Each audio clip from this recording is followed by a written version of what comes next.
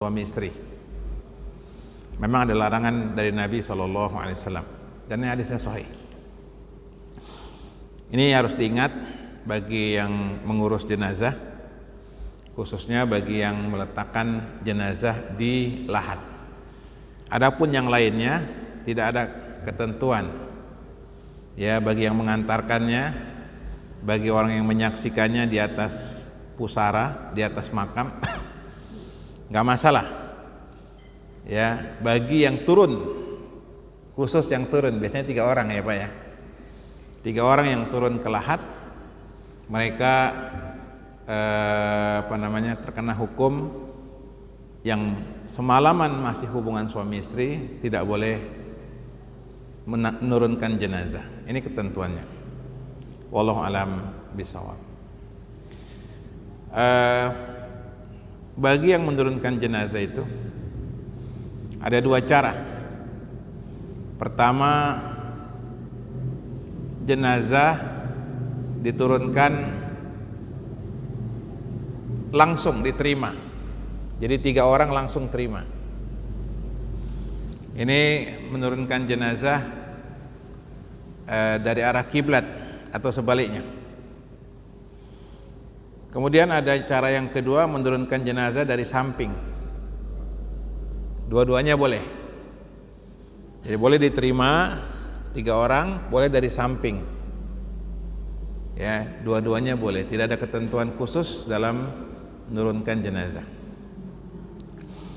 Kemudian juga tidak harus dalam lihat lahat itu jenazah ditempelkan ke tanah. Ini keyakinan yang banyak beredar di masyarakat. Karena jenazah itu tidak harus dibuka. Ya, di masyarakat kita ada kecenderungan jenazah itu harus dibuka, mukanya harus dibuka, sentuh ke tanah. Ini enggak ada dasar. Jadi jenazah itu dibuka atau tidak enggak masalah. Yang harus dibuka itu bagi yang ihram. Bagi yang meninggal dalam kondisi ihram, kondisi umroh atau haji lagi ihram wafat, maka memang dia kepalanya itu tidak ditutup, ya, kain kafannya tidak ditutup, kepalanya tidak ditutup.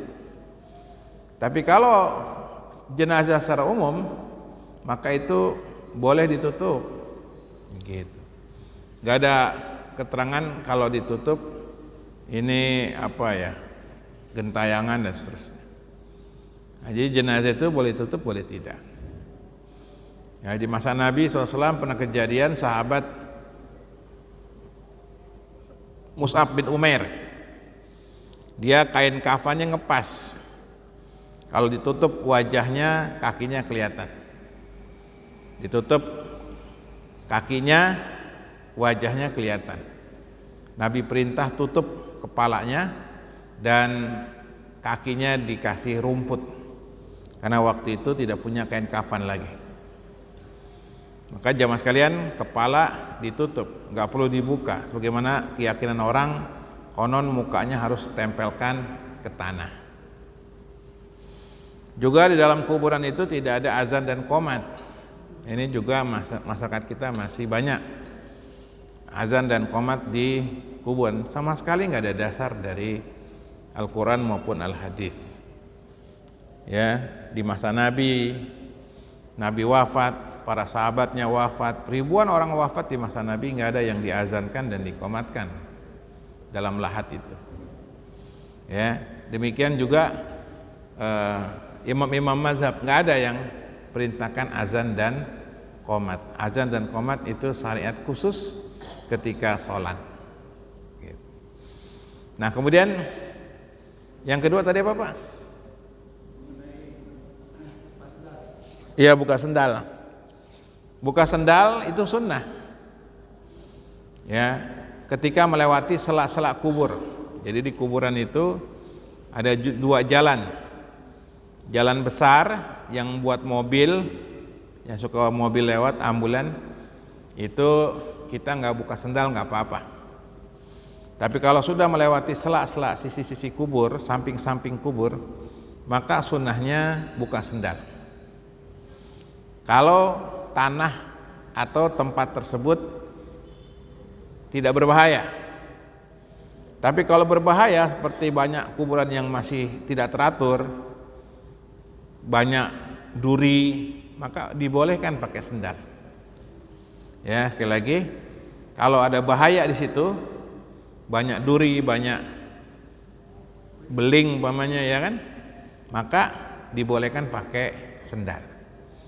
Tapi kalau umpamanya pemakamannya sudah rapi, ya seperti yang sekarang ini tertata, tanah atau rumput, maka utama sunnahnya kita buka, kita tenteng sendal kita, ya, agar tidak mengganggu jenazah, karena jenazah mendengar suara sendal kita, mengganggu mereka.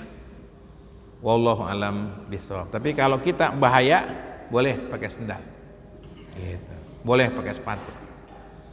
Ya, ini suruh pakai sendal itu tidak wajib, hanya sunnah saja. Wallahu alam bishawab. Gitu. Apalagi militer itu, jarang dibuka itu.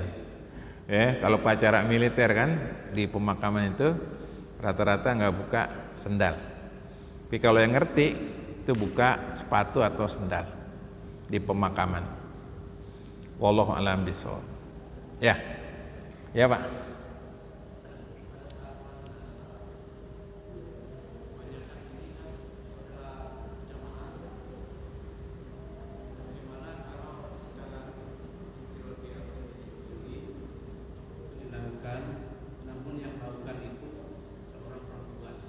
Kenapa Pak? Kenapa Pak tadi? Iya. Biasanya dilakukan secara berjamaah. Namun manakala dilakukan secara sendiri, sedangkan jenazahnya laki-laki, bagaimana perempuan, apakah boleh mendekat ke jenazah tersebut? Iya. Sholat jenazah bagi perempuan apabila tidak ada laki-laki tetap sunnahnya mendekat kepada jenazah. Sebagaimana di masa Nabi SAW itu ketika para sahabat menyolatkan jenazah di masjid, kemudian istri-istri Nabi menyolatkan, maka jenazah itu dibawa ke arah pintu istri Nabi. Jadi ada pintu khusus istri-istri Nabi, dan mereka sholat mendekat kepada jenazah.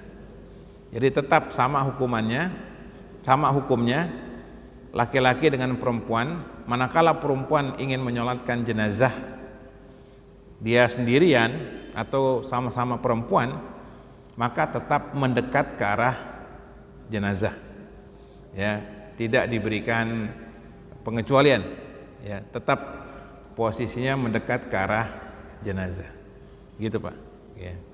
Wallahu a'lam bishawab. Jadi dalilnya di masa Nabi itu sebagian jenazah setelah disolatkan oleh jamaah laki-laki dan istri-istri Nabi, para wanita ingin khusus menyolatkan jenazah itu, maka jenazah itu didekatkan ke arah pintu istri-istri Nabi, dan mereka, para istri Nabi, ikut menyolatkan jenazah, ya.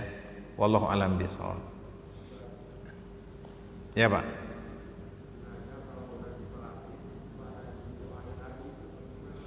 Jadi jamaah sekalian, hukum mendoakan jenazah itu sifatnya umum.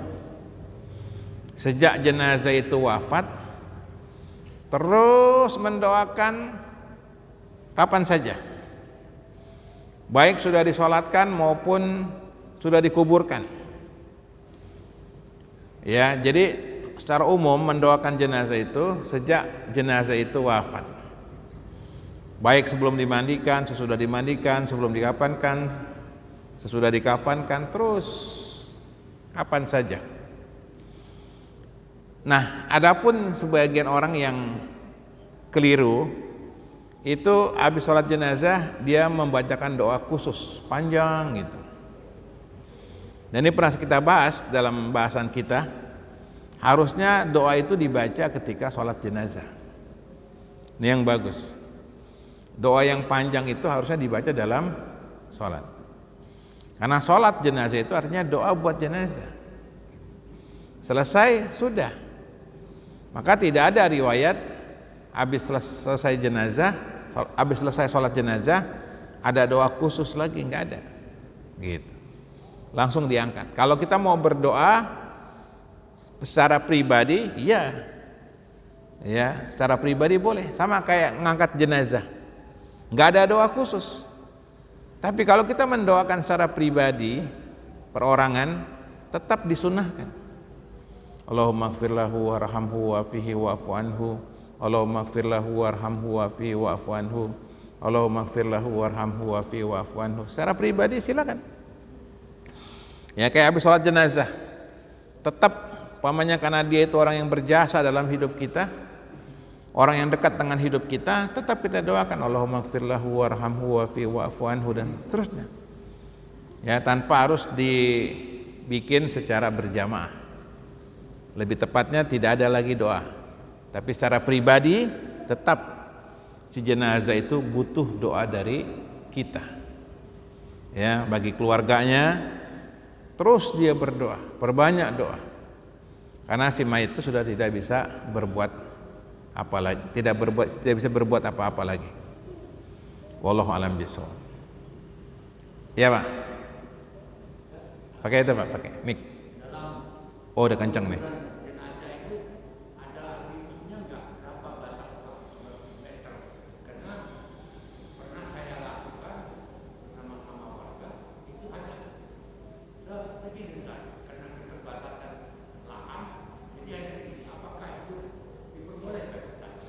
Jadi tentang dalamnya itu memang tidak ada ketentuan.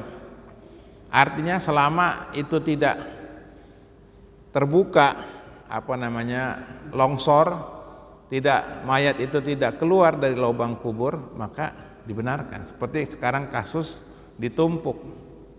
Makin atas makin pendek gitu, ya. Makin pendek. Jadi yang bagus memang yang dalam jenazah, nggak ditentukan, yang penting aman, ya, tidak menimbulkan bau ketika jenazah itu busuk, kemudian tidak terbongkar, ya, karena banyak kasus jenazah itu terbongkar, tergerus dengan hujan, ya kan, atau dengan bencana alam tergerus. Maka yang paling bagus tentu yang paling dalam. Tapi kalau tadi Bapak bilang kondisinya yang tidak memungkinkan, mungkin umpamanya makin bawah, makin keras, nggak mampu lagi orang, ya sudah. Yang penting terjaga di situ. Wallahu a'lam bishawab. Gitu. Ya, Pak.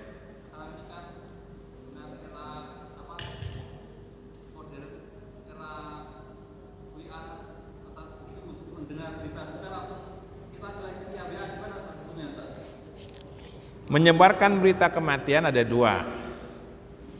Menyebarkan berita kematian ada dua. Yang pertama memang dibutuhkan. Misalnya kayak Bapak di sini warga Regensi, menyebarkan. Agar apa? Agar jenazah itu diurus. Agar persoalan jenazah itu selesai, misalnya hutang piutang dan seterusnya. Teman kantor, jenazah diumumkan karena mungkin terkait dengan ya kayak tadi hutang piutang dan seterusnya. Nah, kalau diumumkan di koran ini nggak tepat, kecuali mungkin dia tokoh yang memang dia punya mungkin salah di masyarakat, ya, seorang pemimpin pamannya punya salah dengan masyarakatnya, supaya masyarakatnya memaafkannya. Tapi kalau orang yang memang berkecimpungnya di RT, ya sudah, nggak perlu disebarkan berlebihan. Kayak kita di sini mau diumumkan ya sebatas jamaah masjid At-Taqwa, nggak perlu sampai ke kompleks saya, gitu. Jadi ini yang dibutuhkan. Tapi yang nggak dibutuhkan, ya mentang-mentang orang kaya dibawa ke surat kabar, dibawa ke macam-macam, ini nggak tepat.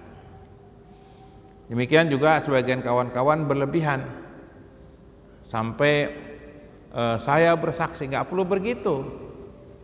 bahwa orang ini orang yang baik, nggak perlu. Jadi sudah, itu ungkapan-ungkapan itu spontanitas. Kalau ada jenazah lewat, meninggal, orang baik, wafat, spontanitas. Ini diaminkan oleh malaikat, dicatat oleh malaikat. Tapi jangan diformalkan seperti kita nih, saya bersaksi yang meninggal ini adalah benar-benar orang baik. Gak usah, ini lebay, berlebihan. Gak perlu seperti itu. Makanya banyak kasus orang-orang yang soleh matinya di atas kebaikan tetap tidak berlebihan. Seperti kasus ada orang wafat ketika sujud, beredar videonya. Ini kejadian ketika kami sedang suatu daurah bersama ulama. Ada di antara kawan kita meninggal dalam kondisi baik. Lagi baca Quran meninggal, lagi baca Quran meninggal. Langsung itu disebarin tuh lewat WA, ya kan? Kawan kita mati, insya Allah husnul khotimah, lagi baca Quran, wafat langsung. Ya. Kata ulama apa yang waktu itu memberikan pelajaran bagi kita? Hapus, jangan berlebihan sama orang, hapus. Kecuali buat keluarganya, kenang-kenangan dia. Hapus, maka suruh hapus, jangan berlebihan. Tetap Allah yang tentukan baik buruk milik Allah. Nggak boleh kita berlebihan kalau mentang-mentang meninggal pas sujud. Ya. Sudah, kita mendoakan berbaik sangka, tapi nggak boleh tetap memastikan, nggak boleh berlebihan. Nah ini contoh aja mas. Jadi di grup WA itu mungkin teman-teman yang kenal kasih tahu nggak masalah. Tapi ke grup yang lain, yang mungkin grup di kampung kita, di kantor kita nggak kenal, nggak perlu kita sebarkan. Gitu. Jadi di masa Nabi berita kematian memang diberitahukan bagi orang-orang dekat.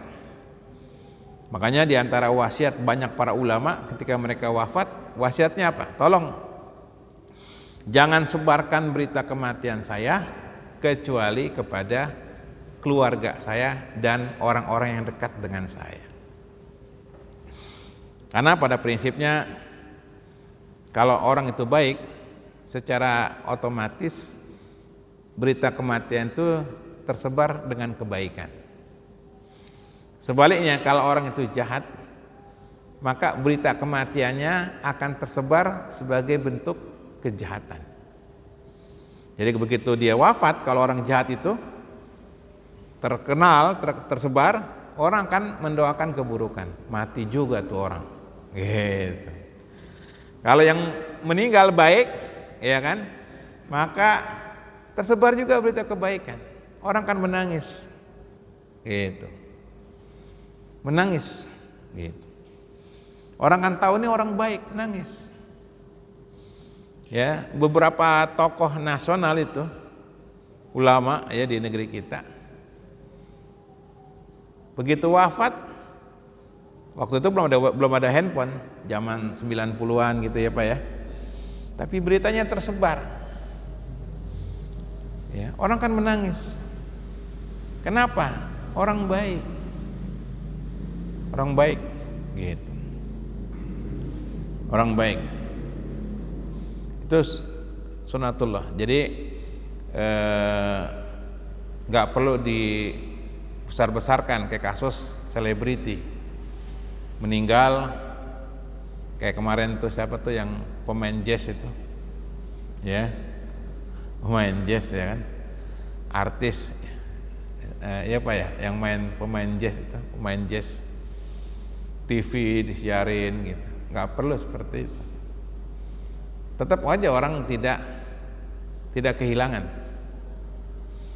Berbeda dengan beberapa orang-orang baik, tokoh nasional, orang alim, begitu wafat banyak orang berduka. Ya, kenapa? Karena nampak dari orang itu kebaikan, kelihatan. Ya, kayak Bapak nih.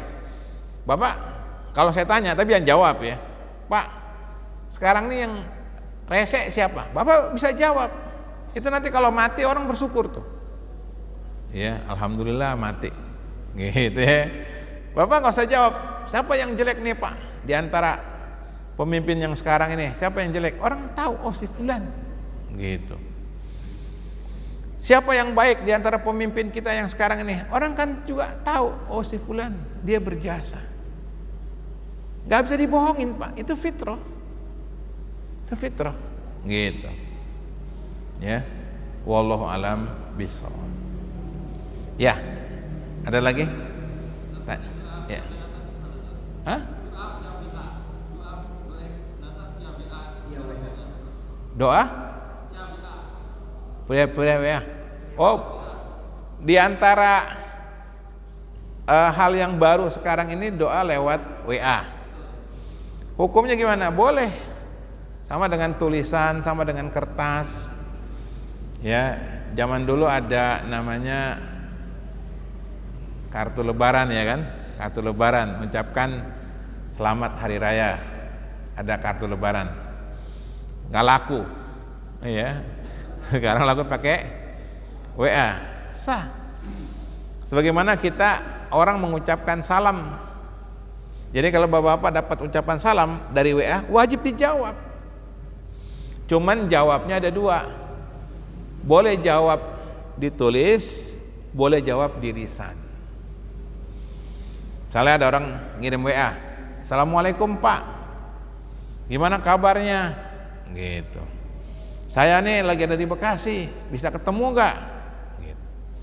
Nah, ketika orang masuk ke handphone kita mengucapkan salam, maka wajib kita ngucapin salam. Kita jawab, Waalaikumsalam. Pakai stiker boleh gak? Boleh. Pakai stiker ya kan? Waalaikumsalam. Ya, saya sehat. Ya, di mana posisi? Ntar saya jemput. Gitu. Umpamanya bapak temannya datang. Atau salamnya bapak ucapkan dengan lisan, nggak ditulisan. Tulisan kan kelamaan. Waalaikumsalam warahmatullahi wabarakatuh. Langsung bapak jawab dengan lisan. Waalaikumsalam warahmatullahi wabarakatuh. Ayah, nanti saya jemput. Saya ada di Regensi nih. Sherlock aja, Sherlock kan begitu ya. Nah, jadi menjawab salam dengan tulisan itu boleh kita jawab dengan tulisan yang serupa, boleh juga kita jawab dengan lisan kita. Gitu. Tapi hukumnya tetap wajib. Gitu. Demikian juga kirim salam. Gitu. Jadi, Pak, dapat salam, maka wajib kita menjawab salam orang tersebut. Cuman kalau kirim salam jawabnya alaihi salam. Pak, dapat salam dari teman kantornya yang udah pada pensiun. Bapak jawabnya apa? Bukan waalaikumsalam, bukan. Ya, alaihi salam. Jadi jawab orang yang ketiga itu alaihi salam, bukan waalaikumsalam gitu. Waalaikumsalam buat orang kedua. Ya, tapi orang ketiga dengan kalimat alaihi salam. Gitu. Ya Pak ya. Jadi kalau ada yang kirim salam, Pak, kirim salam tuh dari teman kantornya dulu gitu. Nah, sama itu. Sama, kirim salam, titip salam sama. Istilahnya nah ini benar. Ada istilah baru, ada istilah lain ya, titip salam ya. Gitu. Buat Pak Ilham gitu. Iya. Iya, kemarin saya iya. Maka wajib jawab alaihi salam gitu. Pak Ustadz dapat titip salam gitu. Atau kirim salam sama, titip salam, kirim salam sama. Wallahu a'lam bishawab. Aisyah pernah ditegur sama Nabi, ya Aisyah, tadi malaikat Jibril datang. Jibril titip salam atau kirim salam. Aisyah belum tahu jawabnya. Nabi ajarkan, kul, ya kuli ya, kata karena perempuan kuli. alaihissalam. Ucapkan alaihissalam. Maka Aisyah waktu itu mengucapkan alaihissalam. Gitu. Wallahu a'lam bishawab. Ya, silakan Pak. Nih. Saya lagi ada meletakkan jenazah yang meninggal pada hari Jumat.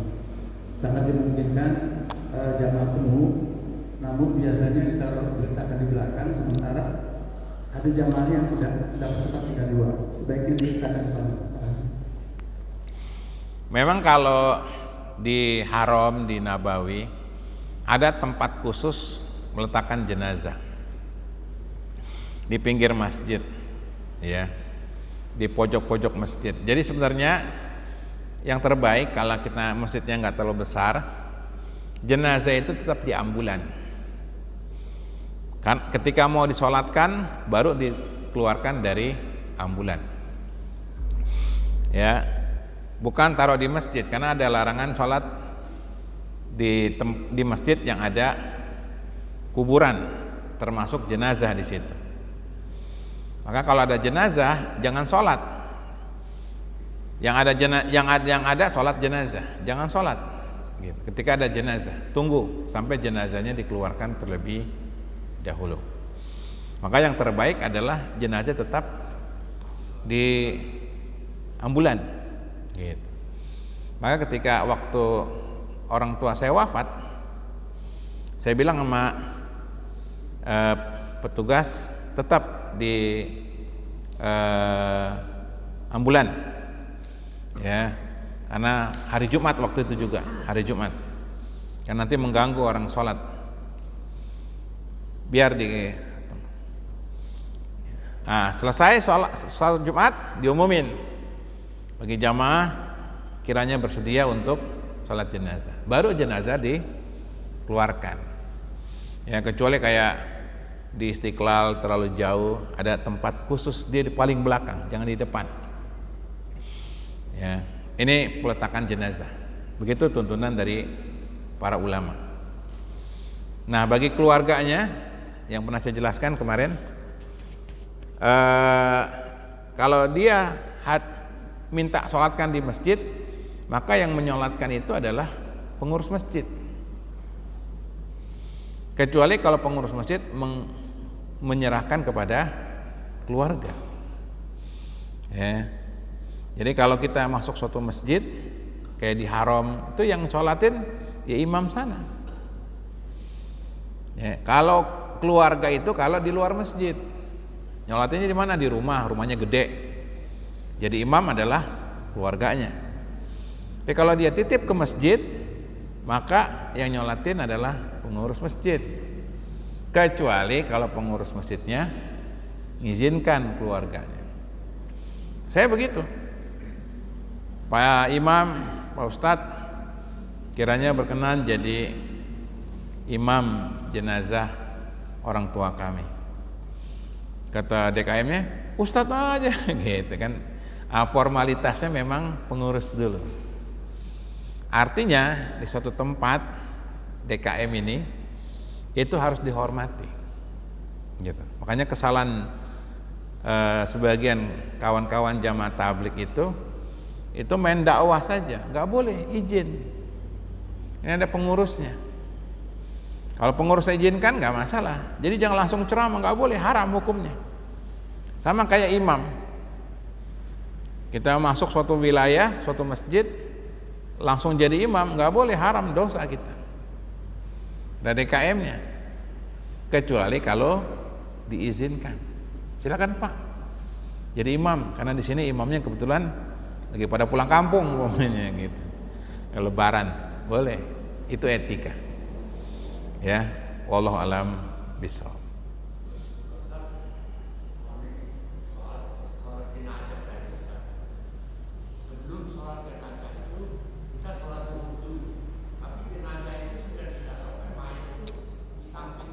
Nggak usah.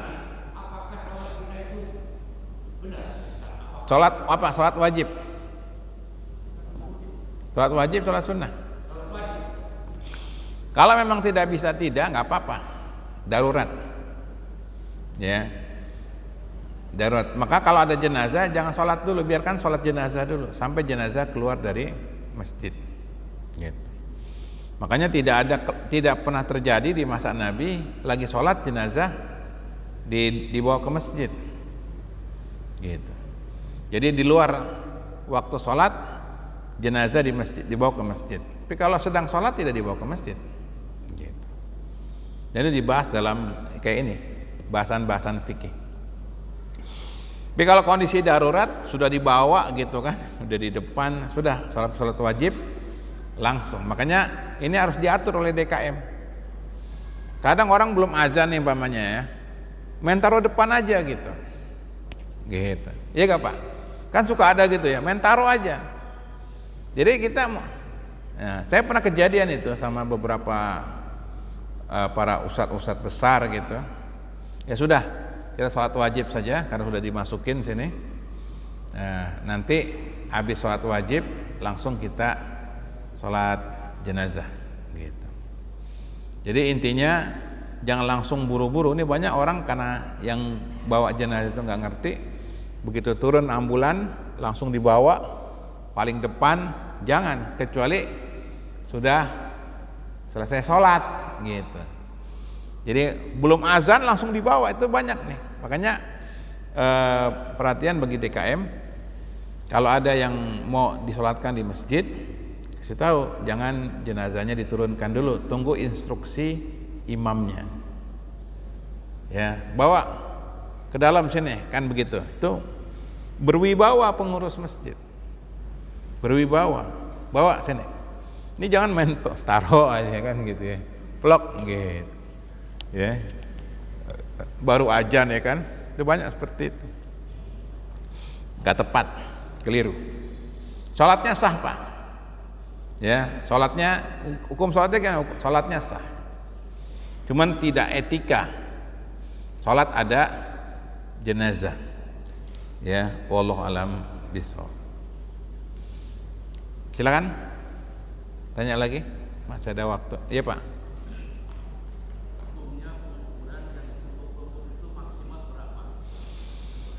Nah, kayak tadi bahasan, memang maksimal tidak ditentukan, selama memang bisa gitu ya. Misalnya kalau kita lihat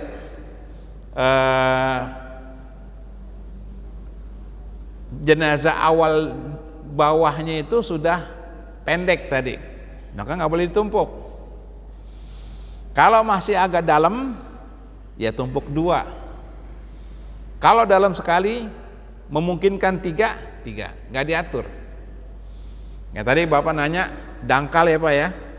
Nah kalau udah dangkal, jangan ditumpuk. Jadi biasanya tukang gali kubur tuh yang tahu. Ya, jadi boleh 3, maksimal 3 lah.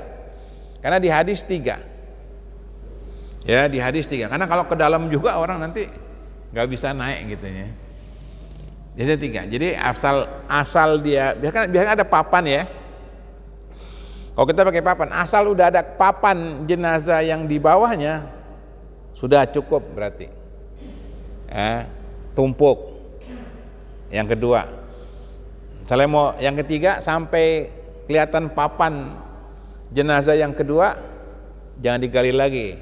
Jangan sampai galian itu menghancurkan si mayit yang paling bawah. Dosa besar. Ya, dosa besar. Menyakiti mayit sama hukumnya dengan menyakiti orang yang hidup. Tunggu sebentar.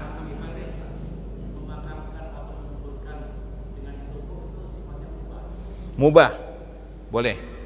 Ya, jadi hukum menumpuk itu boleh. Ya, banyak ditumpuk di haram juga. Tapi kalau nggak ditumpuk, lebih bagus. Kalau bisa nggak ditumpuk, lebih bagus. Tapi kalau memang nggak ada tempat lagi dan seterusnya, nggak apa-apa ditumpuk. Gitu. Boleh menumpuk. Ya, walaupun yang lebih bagus tidak ditumpuk kalau ada lahan. Kalau ada lahan lagi, yang bagus tidak ditumpuk. Nah, seandainya ditumpuk, tetap muslim dengan muslim, nggak boleh dengan kafir. Ya. Nah, seandainya ditumpuk tuh juga ada ada ketentuan ya, jangan muslim dengan kafir, atau ya paling tidak sama-sama soleh lah, sama-sama baik, nggak masalah. Ya, ditumpuk laki perempuan boleh. Ya, dalam pemakaman tidak dibedakan laki dengan perempuan, sama dengan menyolatkan, nggak dibedakan, cuman beda posisi letaknya, tapi disolatkan sekaligus boleh.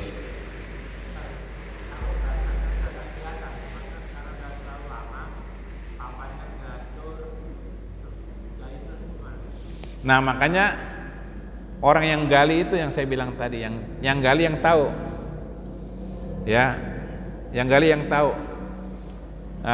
Jangan sampai hancur. Makanya saya bilang kalau bisa nggak numpuk, kan, karena resiko ditumpuk itu nanti tahu udah tulang belulangnya ikut ke pacul dan seterusnya. Makanya tukang gali kubur udah kayak ada feeling nih, udah sampai sini nih gitu, tukang gali kubur tuh. Ya, kecuali kalau kita yang menguburkan jenazah pertamanya, batasannya kita tahu, oh segini nih. Ya khawatir tadi tuh main gali aja, tahu-tahu tulang belulang semua isinya. Ini zolim ini, zolim gitu. Wallahu a'lam bishawab. Hah? Biasanya jenazah itu 3 tahun. Ya, 3 tahun. Saya tanya sama, 3 tahun hancur. Kecuali sebagian tanah. Ada tanah itu kan tidak sama. Ada yang tanah cepat memakan jenazah, ada tanah yang lama makan jenazah. Ya, ada yang bisa 10 tahun baru hancur, tergantung jenis tanahnya. Gitu. Ya, wallahu a'lam bishawab. Ya, Pak.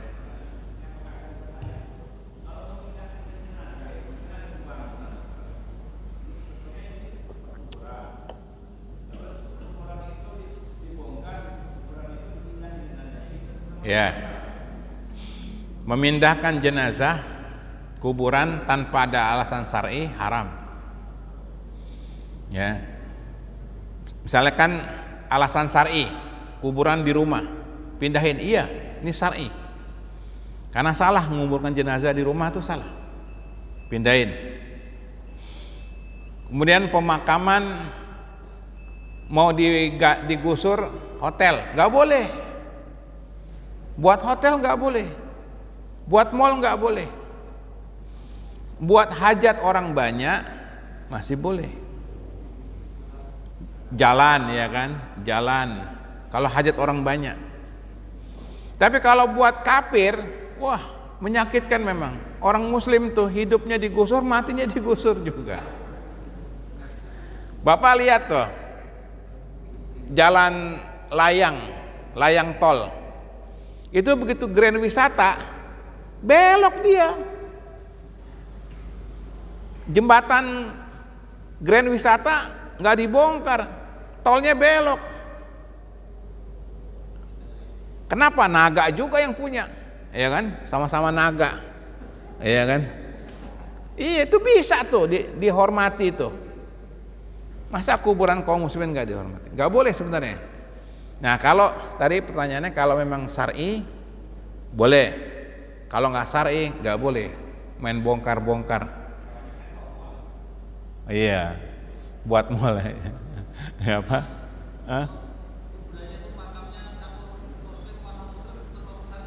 Nggak syar'i. Yang dipindahin kuburan orang kafirnya. Orang kafir yang pindahin, jangan muslim yang dipindahin. Ya, kalau bisa kafir yang dipindahin. Iya, zaman dulu banyak kuburan dicampur.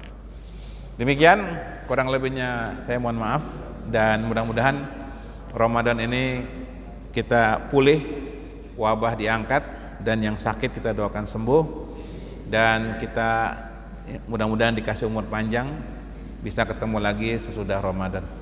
Subhanakallahumma bihamdika asyhadu an la ilaha illa anta astaghfiruka wa atubu ilaik. Assalamualaikum warahmatullahi wabarakatuh.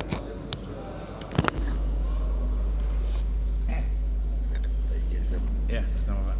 Puasa desa. Ya,